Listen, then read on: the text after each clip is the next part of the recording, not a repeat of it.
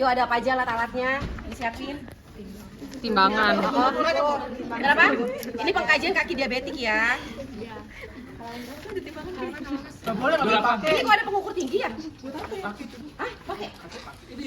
Di modul pakai? Oh, kalau di ibu nggak pakai. Ukur kaki. Enggak, kalau luka ada dia, ada meteran buat luka sendiri, luka diabetik. Malah nggak ada ya? 28.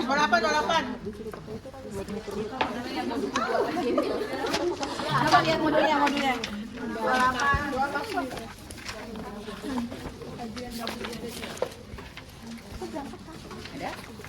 Ada nih Bu, 28 nih Bu. Ada bahannya ini si highlighter. Maaf Bu. Kadang modulnya kan karena yang membuat dosen masing-masing jadi beda-beda. Ah? Ada Bu timbangan BB. Oh, timbangan pengukur ya? Iya ada. Halaman 32. Apa ya untuk alat? Tapi dia nggak ada tuh sama kayak ibu, nggak ada.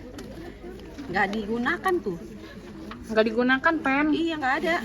Kita menyesuaikan apa yang dimana? Iya, tapi di modul di sini nggak ada tuh di prosedur. Di modulnya tidak ada. Iya, Oke. kalau ibu juga biasanya sama nggak pakai. Tapi kalau di sini ini dia ada. Kalau ada seharusnya di prosedur ini dia dikerjakan. Nggak ada ya? Nggak ada. Oke, kita kenalan dulu sama alatnya. Nih kalau di modul kalian ada ini ya, pengukur ya, pengukur tinggi badan ya sebenarnya. Kalau untuk kaki diabetik itu yang lebih pentingnya adalah pengukur untuk lukanya, ya. Kita nggak ada kali Bu di sini. Iya, mungkin pakai ini kali ya maksudnya gitu ya. Oh ya, terus ya. Terus ini timbangan juga ada di situ tapi di prosedur langkah-langkah nggak ada ya gitu ya. Jadi ini berdasarkan yang ibu suka kerjakan aja SOP-nya ya. Kenapa sih ada kayak gini gitu ya, ada SOP karena SOP ini adalah bagaimana cara kita bekerja sesuai dengan langkah-langkah gitu ya. Langkah-langkahnya supaya tidak terjadi masalah. Kemudian ini apa namanya? Refleks patella, refleks hammers ya. Bisa ya. Ini apa? Garpu tala, kira garpu sendok bukan ya. Ini garpu tala ya. Dia untuk mengetahui apakah nanti hantaran untuk tulang-tulang di area yang berkaitan dengan diabetes mellitus masih bagus ya. Seperti itu. Ini nanti akan digunakan hantarannya di tulang ya, gitu ya. Kemudian ini apa namanya? Monofilamen ya. Jadi ini monofilamen. Kita coba satu aja. Dia untuk merasakan sensasi ya untuk pasien. Kalau yang di tempat ibu dia monofilamennya sudah cetek gitu ya. Jadi kita nggak usah pasang-pasang gini ya. Oh udah canggih ya. Ya, nih ya udah ada nih sama nih ya. Dia sudah ada. Sudah terpasang dan nggak satu, kalau di tempat ibu itu ada bercabang-cabang ya. Jadi nanti fungsinya untuk apa? Kita untuk merasakan dia taktilnya, enggak geli ya, tapi pada pasien diabetes dia nggak akan terasa ya. Oke, pertama seperti biasa kita fase prainteraksi dulu ya, terus kemudian fase orientasi. Jangan lupa kontrak waktu, pasien posisinya dirapikan, kemudian jangan lupa jelaskan tujuannya untuk apa ya supaya pasiennya nggak kaget. Tujuannya untuk apa ini pemeriksaan kaki diabetik tuh? Ada yang bisa bantu ibu? Ayo. Kalau dari pengkajian kaki diabetikum tuh dari kata-kata Masalah kesehatan kaki Bu. oke, masalah kesehatan kaki. Kakinya siapa? Pasien diabetes. Kenapa? Untuk mencegah Mencegah infeksi ya. Bukan hanya mencegah infeksi juga, untuk melihat tadi setelah abi kita periksa kan kita udah tahu tuh berarti alirannya dia bagus nggak bagus kan dari hasil abinya. Tapi kayak tadi kita dapetin abinya bagus ya, masih bagus, artinya masih bagus abinya. Kita lihat apakah walaupun abi bagus, rasa-rasa gitu ya, rasa-rasa itu kan berkaitan dengan sistem indera ya kan ya, indera peraba taktil. Nah di sini kita mau lihat juga dari respon refleksnya ya, terusnya sistem sarafnya masih bagus nggak, CNS-nya, Central Nervous System-nya gitu kan ya. Kalau tadi aliran darah, sekarang berkaitan dengan refleksnya sama Central Nervous System-nya. Jadi kita pastikan nih supaya pasiennya ketika berjalan dia masih bisa merasakan menggunakan sendal, sehingga ketika dia tertusuk dia juga masih bisa merasakan apa? Kelembaban suhu di kakinya sendiri ya. Kalau pasien-pasien dia sudah ada gangguan, pasti dia akan mengalami perubahan ya. Tapi perubahan itu nggak akan terjadi langsung jeglek gitu ya, itu akan berjalan. Nah, berjalan itu dengan cara ini kita lakukan pengkajian pada pasien-pasien dengan diabetes mellitus. Nah, terkadang pengkajian ini sangat jarang sekali dikerjakan di ruang perawatan ya gitu ya. Kenapa jarang? Karena buat perawat itu gini, ya sudahlah pasien itu udah diabetes mellitus gitu kan ya, kerjaan udah banyak banget, jadi buru-buru tuh mengeluarkan alat-alatnya ini. Banyak sekali seperti itu teman-teman. Tapi ketika kalian nanti berdinas nih, yang rumah sakitnya bagus, dia ada sendiri, ada unit untuk pasien-pasien diabetes mellitus, ada unit-unit untuk pasien stroke-nya sendiri. Nah, di situ tuh jadi perawatnya lebih concern untuk melakukan tindakan-tindakan untuk pasiennya sendiri ya. Tapi kalau kita dinasnya di ruang rawat inap yang pasiennya gabungan, penyakit dalam iya, IPD juga iya, ya sudah ketemu pasien dengan diabetes mellitus gini jarang untuk melakukan pengkajian gitu ya. Jadi sangat sayang sekali yang sudah kita pelajari tapi nggak dikerjakan ya. Oke, sama seperti ini kita identifikasi pasien dulu ya. Jangan lupa anjurkan pasiennya mau kencing dulu nggak. Jadi jangan sampai kita mau sudah pemeriksaan pasiennya nurse mau kencing dulu, kandung kemihnya udah ini kan artinya akan mengganggu gitu ya. Jadi kita pastikan kosong dulu kandung kemihnya. Jangan lupa jelaskan tujuan tadi, tujuannya untuk apa ya. Terus jangan lupa kontrak waktu juga ya. Jangan lupa siapkan alat-alatnya tadi ya. Kalau di sini identifikasinya banyak banget ya. Ada nama, usia, alamat, nomor RN, tanggal pemeriksaan, tipe diabetes sama menderita diabetes, komplikasi menderita. Silakan disesuaikan saja, ikuti dengan modulnya ya. Kemudian asesmen, tanya pasiennya, Bapak izin tanya ada riwayat penyakit masalah gangguan aliran darah Bapak, seperti jantung punya nggak Bapak gitu ya, sakit jantung nggak ada nurse gitu, ginjal ada Bapak nggak ada, diabetes ada nurse. Oke, diabetesnya udah berapa lama, tanya riwayatnya ya. Diabetesnya saya kurang lebih kayaknya udah 2 tahun deh nurse gitu kan ya. Oke, Bapak udah ada minum obat, ada sih metformin aja gitu kan ya, obat yang lewat suntik-suntik gitu belum ada, walaupun usia beliau sudah 50-an ya kalau ngeliat dari gambar ininya ya, pantaunya ya gitu ya gitu. Jadi nggak ada. Oke, dah kita aman berarti. Bapak izin kencingnya masih banyak Bapak, kenapa harus bertanya kencingnya masih banyak? Oh, lihat fungsi apa sih kalau kencing?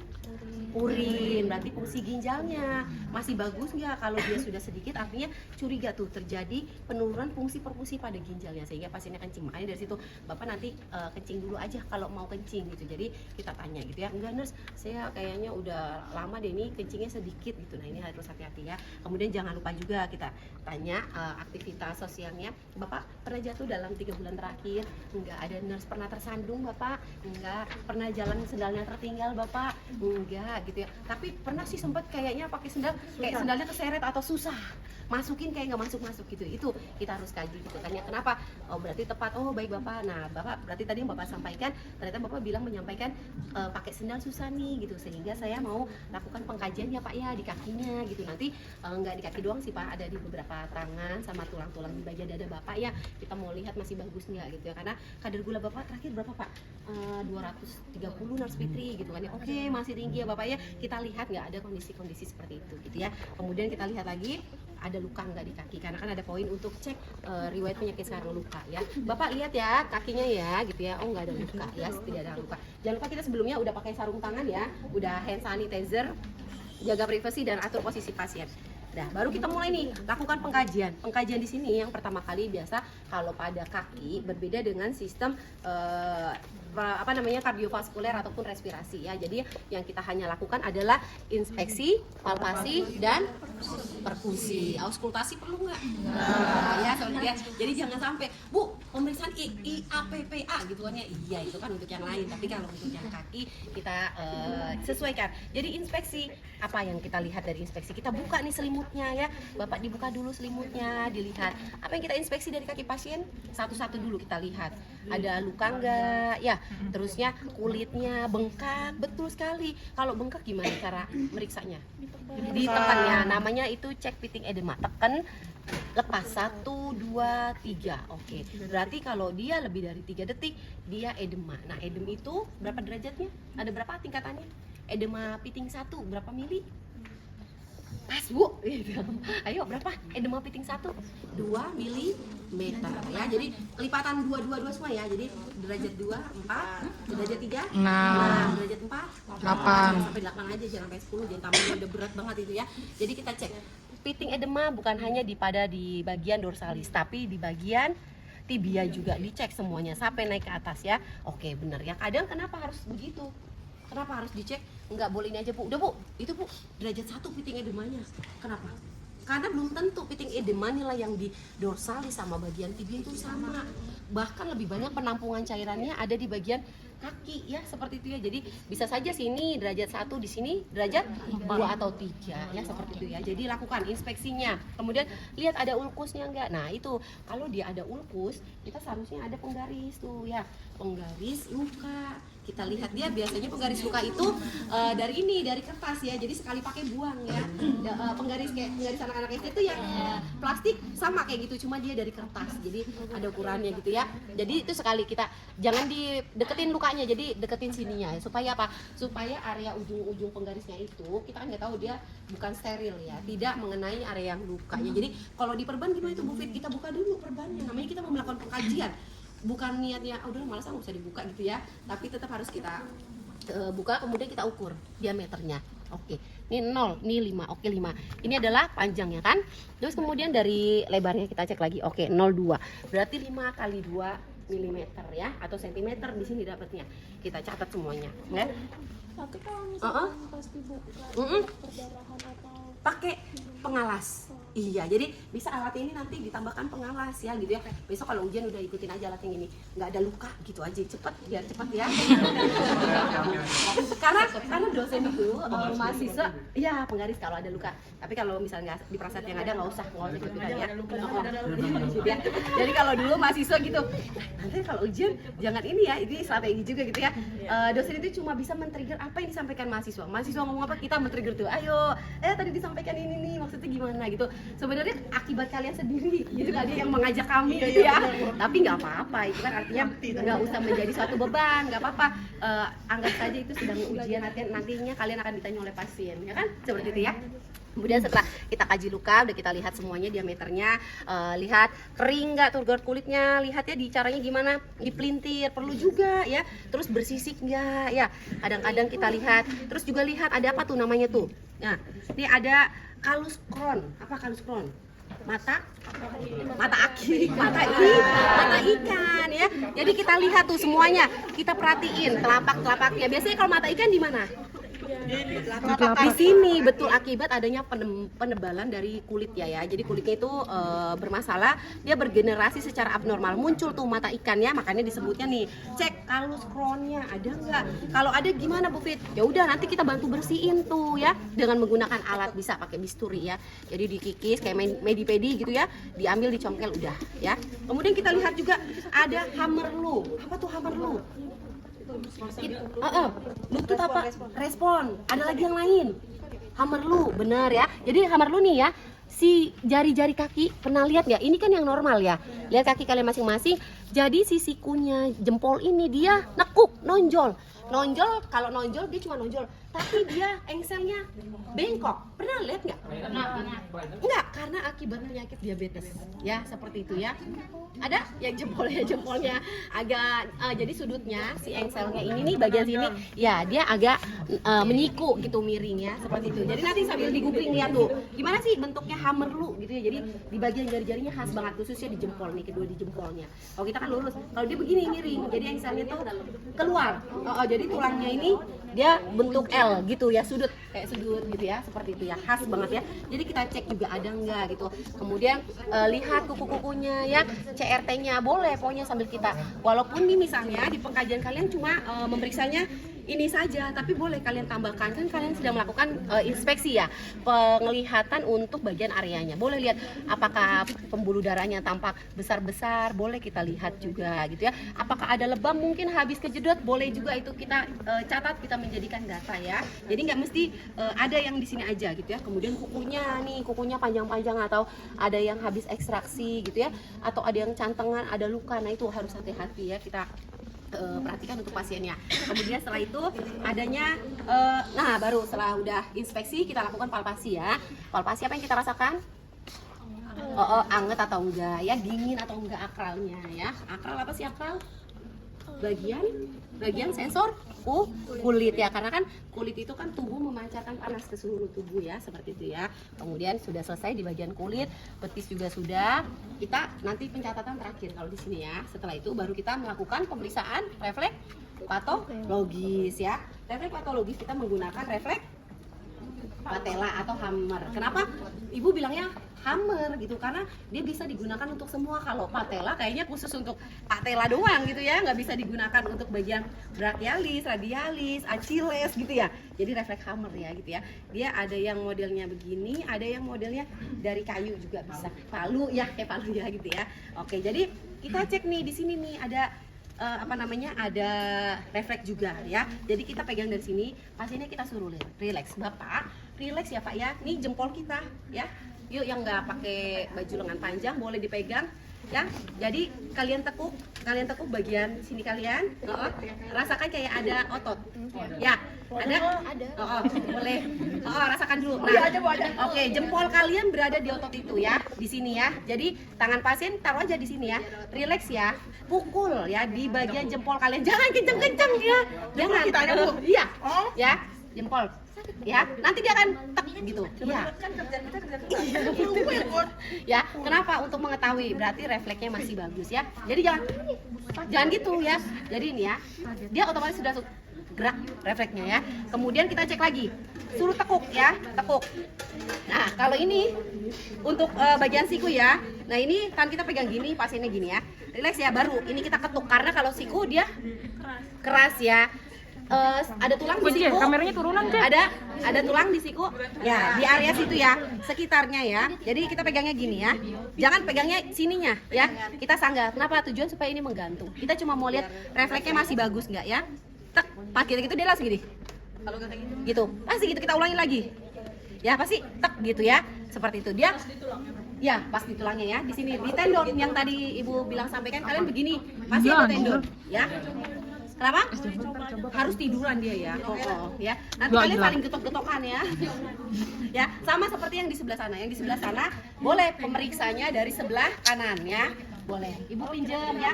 Mau ke sebelah sana pun juga boleh ya. Jadi posisi tangan awas ya. Bang. Tangannya diletakkan, tek.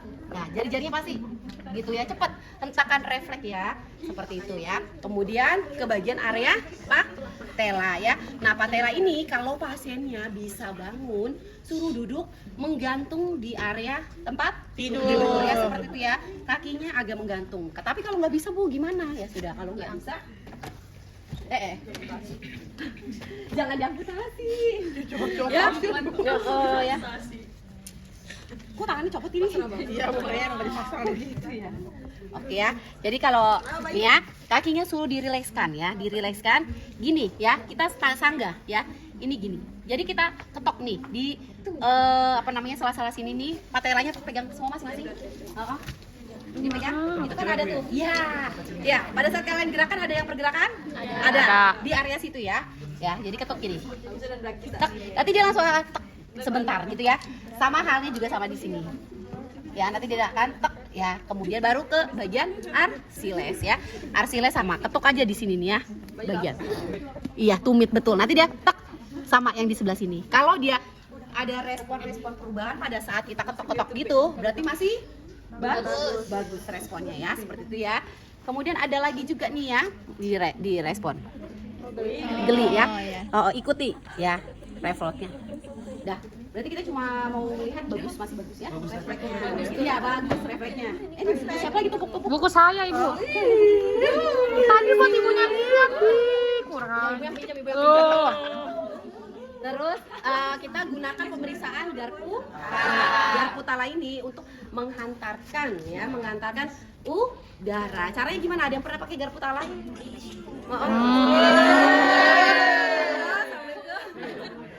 Gimana?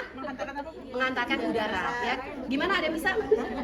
Ujungnya tempelin kulit, dijentikin sentil gitu ya. Terus ada lagi, oke, good, diginiin aja dia keluar. Ada lagi yang lain? Kuping. Oke, ada yang dia begini ya, tek ya, terus ditaruh gitu ya. Tapi kalau ini kita bukan untuk yang di sini sama di kuping ya. Itu nanti biasanya ada pasien-pasien dengan gangguan keseimbangan, gangguan persepsi sensori, baru pemeriksaannya ya. Nah, kalau ini untuk pemeriksaan pada pasien diabetes mellitus, kita lakukan pemeriksaan ini. Mohon maaf ya dibuka ya. Ini laki-laki apa perempuan? Ibu mohon maaf ya Bu ya. Ya. Jadi ini dilakukannya di bagian tulang-tulang. Yang lebih sering adalah di tulang dada ya. Tulang dada. Kenapa toraks itu kan? Karena dia adalah tempat dekat jantung, sirkulasi pasti peredarannya darahnya lebih bagus ya. Kemudian nanti bisa di tulang ya, di bagian sini ya. Apa nih, ada arteri apa tadi? Dekatnya tibial posterior. Kan ada tulang nih ya, calcaneus ya. Ya di tulang-tulangnya, di patella bisa ya, seperti itu ya. Jadi tadi boleh pasiennya sambil tidur telentang. Nggak boleh pasiennya bangun. Kenapa? Kita mau lihat ini pasien bisa merasakannya di mana kita meletakkannya. Jadi pasiennya tuh kita anjurkan untuk tutup mata ya. Bapak Ibu matanya ditutup dulu ya. Jadi kita jadi nanti sambil dia tutup mata di mana saya letakkan garpu talanya. Jadi dia merasakan masih ngerasa nggak sih, ini dia ada kayak getaran gitu kan, makanya getarannya kita hantarkan lewat tulangnya ya, kita nyalakan gitu ya, boleh begitu, boleh kita sentil, kadang kayak gini agak keras ya, boleh ya, tapi yang kuat ya. Pasien tutup mata tuh, tangan kita jangan menyentuh begini, jangan ya, pegang areanya sini ya. Bapak di mana ya, jadi tutup mata, cabutnya pelan-pelan, kita berhentiin. Bapak di mana tadi kami meletakkan garpu talanya? Di dada ya. Kalau dia nggak bener, dia bilang apa? Di tangan ya. Jadi ngangkatnya, memberhentikan garpu talanya jangan tarik gitu, jangan ya. Tapi pada saat nih, yuk pegang, ada getaran nggak? Ada. Nah, pada saat ada getaran ya, tuh kita berhentiin getarannya gini, cabut pelan. Kita tanya pasiennya, di mana Pak? Ya, sama halnya kita lagi. Bapak di mana Pak? Ya, cabut pelan-pelan. Di mana Pak? Di mata kaki. Oke, masih bagus berarti ya sensornya untuk tes garpu talanya ya. Sebenarnya signifikan nggak sih Bu Fit? Signifikan. Cuma itu tadi kadang ada beberapa pemeriksaan yang sudah kita lakukan bisa udah identifikasi ya. Tapi kalau untuk di modulnya sudah dikerjakan semua ya sudah dikerjakan ya. Seperti itu ya. Jadi seperti itu untuk pemeriksaan garpu tala. Ada yang mau coba nggak nih? Kalau filamen ini kita buka nih area ekstremitas ya. Oh, ini bukunya awasin Lur. Bapak tutup matanya lagi Bapak, jangan dibuka ya. Bapak bisa menyebutkan ini terasa nggak areanya di mana gitu ya. Ini kalau yang normal sini boleh tes tutorial. Terasa? Enggak. Terasa nggak? Kalau nggak kerasa besok Ibu temenin ke poli saraf. Terasa? Terasa ya. Semua tanya. Kenapa dia nggak boleh tajam? Sakit biar nggak nusuk kan, pasien diabetes, betul good ya. Jadi supaya tidak mencederai, dia cuma mau memberikan sensasi doang tadi ya. Gangguannya itu udah sampai mana nih gitu ya. Jadi Bapak matanya tutup ya. Nurse Fitri mau melakukan pemeriksaan, Bapak bilang terasa nggak? Terus ini di area mana? Di mana itu Nurse? Belum terasa Pak? Belum. Oke. Terasa Pak? Belum. Terasa Pak? Belum, karena kakinya bengkak jadi nggak kerasa. Nah di sini juga sama, boleh ya. Terasa itu di bagian di bawah jempol ya? Iya, betul ya. Jadi seperti itu untuk mengetahui tadi apakah ada masalah-masalah pada pemeriksaan neurologis ya, monofilamen menggunakan ini. Dah, setelah kita melakukan semuanya, kita rapikan dulu pasiennya ya. Kita sampaikan mulai dari tadi inspeksi, terus yang menggunakan garpu tala, monofilamen seperti itu. Terusnya gimana Nurse gitu kan? Baik, nanti Nurse Fitri izin kontrak waktu, kita akan bikin edukasi bersama-sama ya. Bapak harus seperti apa? Nanti mohon waktu Nurse Fitri persiapkan dulu. Seperti itu ya ke pasiennya ya. Untuk fase terminasi sama seperti pada umumnya ya, seperti itu ya. Untuk pengkajian kaki diabetik. Oke? Ada yang mau ditanyakan?